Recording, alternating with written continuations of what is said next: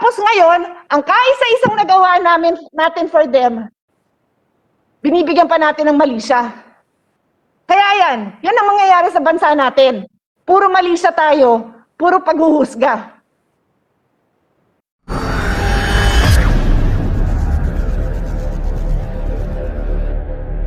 I also would like to apologize because I didn't really catch the entire speech. Actually, I didn't catch most of it except for the picture of the stadium that was built for the Southeast Asian Games. I was being distracted by the chair of the Committee on Finance and the chair of the Committee on Higher Education with their stories about some people.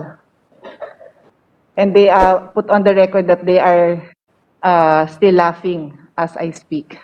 Anyway, on that note, Mr. Chair, so because I cannot ask, I cannot go into detail, no, because I did not know that Her Honor would be taking up this subject. But the project that Her Honor has flashed on the screen is very close to my heart. I am an athlete.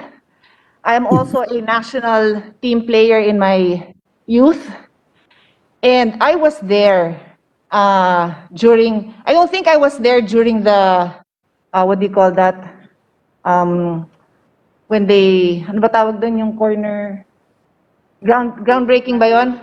When they put the first, I wasn't there then, but I was there when there were only beams, and I continually checked on it in the days to come. Mr. President, this is a world-class stadium built in record time, with the advice no less than, if I'm not mistaken, and I can check for the record, World Bank and or ADB on how to finance and how to do this project. Mr. President, the Southeast Asian Games would not have been as successful as it was if we had only the dilapidated stadium of Rizal Memorial of Ultra. May I ask Her Honor if she has seen the place? Because the national track and field team, when they visited it around November, not sure, September, November, before the Southeast Asian Games commenced, they went there for the first time. Does Her Honor know that they cried when they saw the stadium? They cried when they had the opportunity to run on the turf. Bakit? Kasi dun sila nagpa-practice sa napakabulok na stadium. Ganon ang kalagayan. That's how we treat our athletes. Ilan lang ang Manny Pacquiao ng Pilipinas who has had the opportunity to raise himself and have sponsors. But not all sports are like boxing and basketball that have a strong following. Many of these athletes will never even be remembered. But on that day that we won the gold medal, the entire Southeast Asian countries gave their due respect to the Filipino athletes. I am embarrassed that we cannot even honor that. I am embarrassed that we choose to make a political issue out of a world-class facility. Kaya tuloy, wala nang mag-aabalang magpatayo ng matitino at kahanga-hangang mga infrastructure dito sa Pilipinas. Dahil magpatayo ka lang ng maganda, sasabihin na sa'yo na may kalokohan ka. So paano? Puro bulok na lang tayo para walang pumansin. Ganon. Paano magiging white elephant? Madam Sponsor, do you even know what are the conditions of our sports facilities? Para sabihin mong yung world class na yon magiging white elephant? Hindi nyo ba alam na pinasa natin ang National Academy of Sports? And doon pag-aaral, doon magte-training ang mga bata natin, mga future Manny Pacquiao. Paano naging white elephant? Sana naman mag-ingat naman kayo sa mga paratang nyo. Dahil yan na naman ang i-headlines. Di man lang natin binigyan ng konting parangal, konting respeto ang mga national athletes Na alam nyo ba, kung hindi dahil sa Bayanihan 2, hindi pa magkakaroon ng allowance. Hindi thanks to PSC yan, thanks to Speaker Alan Cayetano, Congressman Bambol Tolentino, and Senator Sani Angara. So hinahalo ko yung mga mukha ng mga athletes na to doon sa tinatawag niyang white elephant. Kasi that is the only reason why you put up such a structure for people. In this case, for young athletes.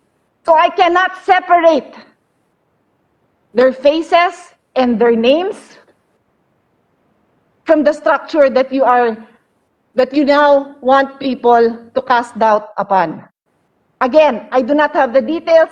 Wala akong hawak na papel, but I have to stand up for BCDA, for the architects, for the engineers, for every single construction worker that worked overtime.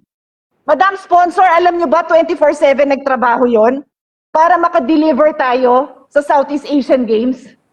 Di ba mas kahihiyan yun na nag-umpisa Southeast Asian Games tapos hindi natapos yon? Nanood ho ba kayo? Nandun ako, nanood ako, nanalo tayo ng mga kung ano-anong event. Yung pole vaulter natin, he claimed the gold. Si EJ Obiena, he was supposed to compete in the Olympics. Pero hindi natuloy yung Olympics. At least, nagka-Southeast Asian gold medal siya, di ba? At least nanalo siya in his own country. Napanood siya ng tatay niya, na coach niya. Ganon ang kalagayan ng mga athletes. Madam Sponsor. Yung nanalo ng marathon, taga Cagayan de Oro siya. Umiiyak siya nung nakita ko siya after niya. Hindi niya akalain mananalo siya. Alam niyo bang na-lockdown siya dito for how many months? Hindi nakauwi. O baka sabihin niyo irrelevant na yun. Hindi irrelevant yun. Kasama yon sa mga sakripisyo ng mga athlete. Tapos ngayon, ang kaisa-isang nagawa natin for them, binibigyan pa natin ng mali siya. Kaya yan ang mangyayari sa bansa natin. Puro mali siya tayo, puro paghuhusga. Mr. President, like I said, I do not have the details. Wala ho akong panahon sa ngayon na aralin yon dahil I am sponsoring CREATE and I am the Senior Vice Chair of the Committee on Finance. Pero pag pinagpatuloy pa ni Senator Risa sa ganitong panahon, na katulad nga ng sinabi ko, yung mga athletes na yan, na lockdown, hindi nakauwi, 10 buwan, walang allowance, 10 buwan, walang allowance. This is their livelihood. And you know, the only thing they have left is their pride. So when we do things like that, we slap them in the face. That is what we do, Mr. President. And when Her Honor chooses to use words like white elephant, you make the people who bother listening to us, if there are still people who bother to listen to us, the more that they question our judgment, the more that they question the things that we do to make those who need more in life, to give them a better life. And that is exactly what that project was all about. Ba't kakainin ba natin yon? Hindi. So, syempre, ba't tinayo yun? Kasi nga may purpose. We were in line to sponsor, to host the Southeast Asian Games. Was there enough time to go through all the steps? I don't know. But I am sure there's a logical reason because the president of BCDA is one of those persons that is highly respected in this government. He was pulled in to assist the IATF with the testing, the capacity building, putting up quarantine centers. Hindi mag-aabala si Vince Dizon na mag-cut short lang ng corners para lang batikusin ng ganito. Ginawa niya yon para mapatayuan ng may pagmamalaki namang stadium ang Pilipinas. So I leave it at that, Mr. President, but I sincerely regret, inasmuch as we all have the right to stand up here for anything that we want to talk about. We do. Kaya pwede, lahat tayo may right. Pero I sincerely regret na nagagamit ang floor natin para sirain ang napakagandang pangalan ng mga napakagandang mga proyekto na tinayo para lang naman bigyan ng kahalagahan ang ibang sektor ng ating bansa na normally hindi napapansin. They are normally training, like I said, umiyak sila nung tumuntong sila sa tarp nung track oval na yon. Umiyak sila. Sabi nila, wow, ang lambot. Sabi ko, ba't saan ba kayo nagte-training? Ma'am, dun sa track oval na sira-sira na, sa Pangasinan. Ha? Paano kayo nakarating ng Pangasinan? Eh, wala na ho kami mapag-trainingan sa Metro Manila. And then their facilities, nakatira na rin ako sa Rizal Memorial. As I said, I was a national team athlete. Yung tinirahan ko sa Rizal Memorial noong 1983, awa ng Diyos, ganun pa rin ang itsura. Kung hindi pa natin pinatayo ang track oval sa University of the Philippines, which is open to all, inabot ng mga anak ko, 30 years after I graduated, the same track and football field ng UP. O so siguro si UP, sinundan nila by the letter every single step. Awa ng Diyos, inabot ng 4 na taon. Nag-graduate na yung anak ko, never niya na nakitang yung field na yon. That is how infrastructure projects in the Philippines go along. So if you don't want our people to dream, if we don't take a stand and give honor to what should be honored, the people who did right, then we'll just watch our country crumble because we're just going to be finger pointing every step of the way. And I take offense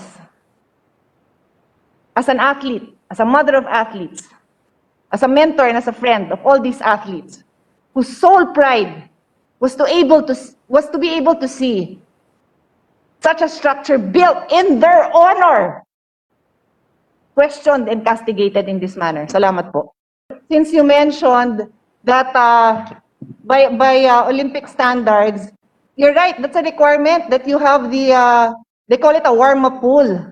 So without that, you cannot get the proper accreditation. You will not receive that highest level of accreditation and you will not be able to sponsor international competitions. So in fact, Mr. President, during the Southeast Asian Games, as it was happen, sa sobrang tuwa nung ating National Sports Association ng Swimming, they already said yes to host this international competition. I'm not sure if it was this year, so baka hindi nga natuloy because of COVID, no? Because they are now qualified to host those kind of swimming events, which we could not do before. Kung familiar kayo sa Rizal Memorial tsaka sa Ultra, hindi ganun ang swimming pool doon. And I'd also like to spread into the record, similarly for the track oval. So the ones that you would have seen, for anyone here who watched it, that track oval is the main track. Pag lumabas ka dun sa stadium, there's another track, Mr. President.